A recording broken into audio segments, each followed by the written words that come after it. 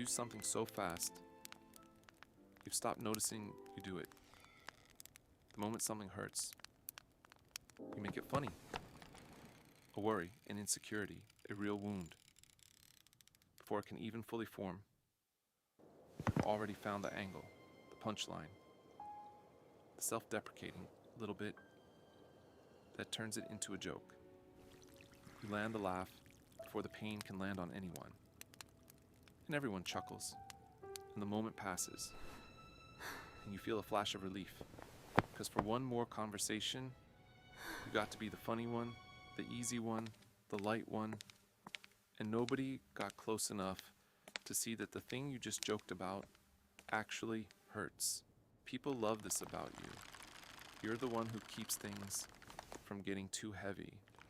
You can walk into a tense room and lighten it. You can take the worst thing that happened to you and get a laugh out of it at dinner. Your friends think of you as fun, quick, resilient, the one who's always okay, because you're always joking. And you've come to think of it as just your personality, a good sense of humor, a gift. But somewhere underneath, you know it isn't only that. You know the jokes are doing a job. You just might not have admitted yet what the job actually is. Let me show you what's really happening. Picture a small, dim stage. You're standing on it, alone, in a cheap spotlight. And whenever something painful rises up in you, a crack opening in your chest, a real feeling, a hard truth, a button lights up beside you. It's red, and it says, laugh, and your hand goes to it. Automatically, you press it, and a warm wave of canned laughter rolls in from the dark. The spotlight brightens, and the raw, aching thing you are about to feel gets instantly rewrapped as a bit. The pain's still there, but now it's wearing a party hat, and you're good at it. You've been doing it your whole life, so the timing is flawless. Someone asks how you're really doing, and before the honest answer can reach your mouth, you've hit the button. Laugh track, a joke about your own mess, delivered so well that everyone grins and moves on, reassured. You've turned "I'm struggling" into a punchline so many times that you can do it without thinking. Mid-sentence, without a flicker crossing your face, you are a professional at making your own pain entertaining enough that no one feels the need to worry about it. But here's something you might not want to look at too closely. Look out at the audience you're performing all this for. Follow the sound of that laughter back to its source, and you'll see the seats are empty. There's no warm crowd out there loving you.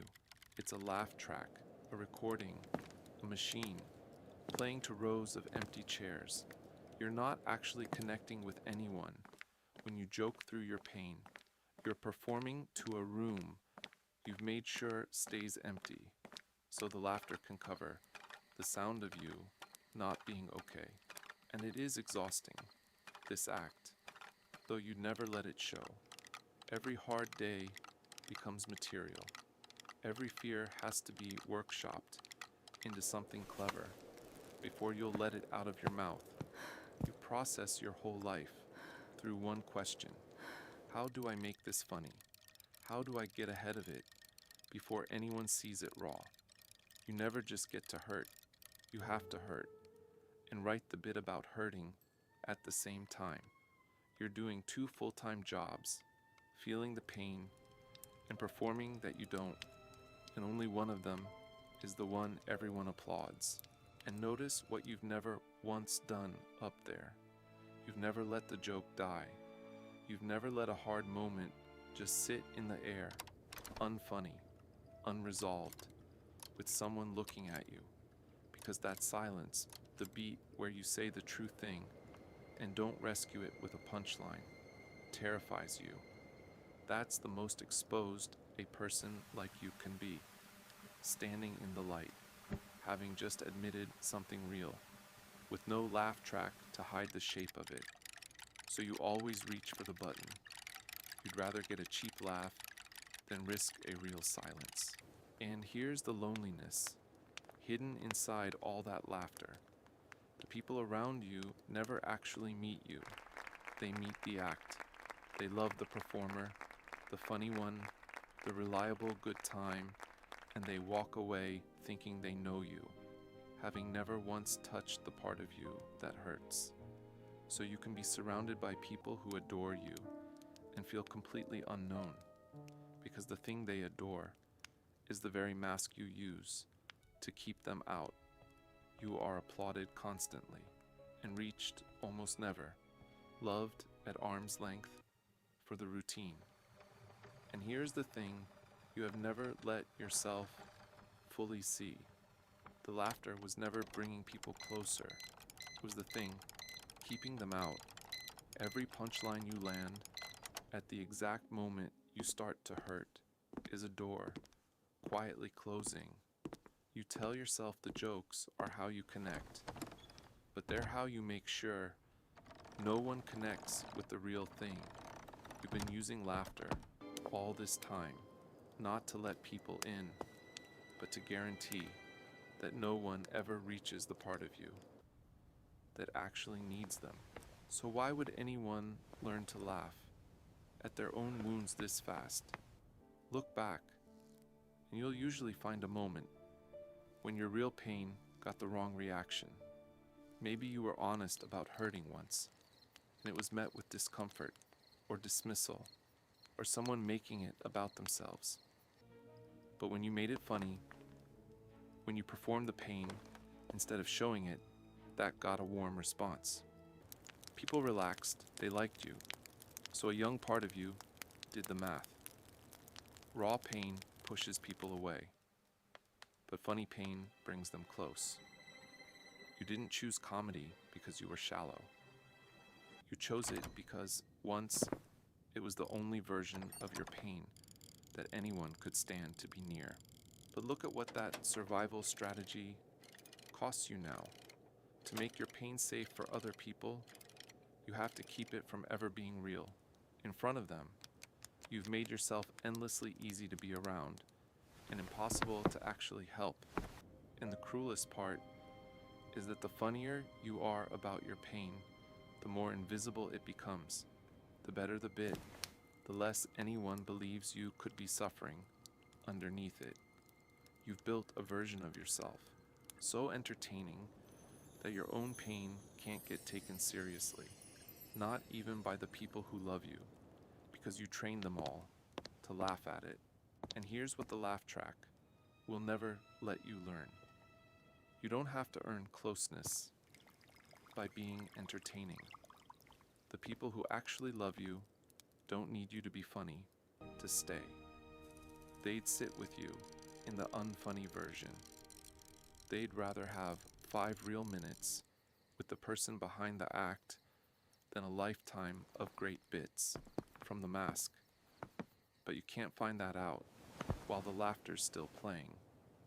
You only get to discover that you're lovable unperformed by risking it, by letting one joke die and seeing who's still there in the quiet after.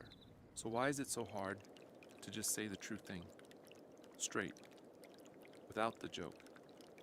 Because the joke is the safety net, and dropping it means falling, with nothing to catch you, but another person.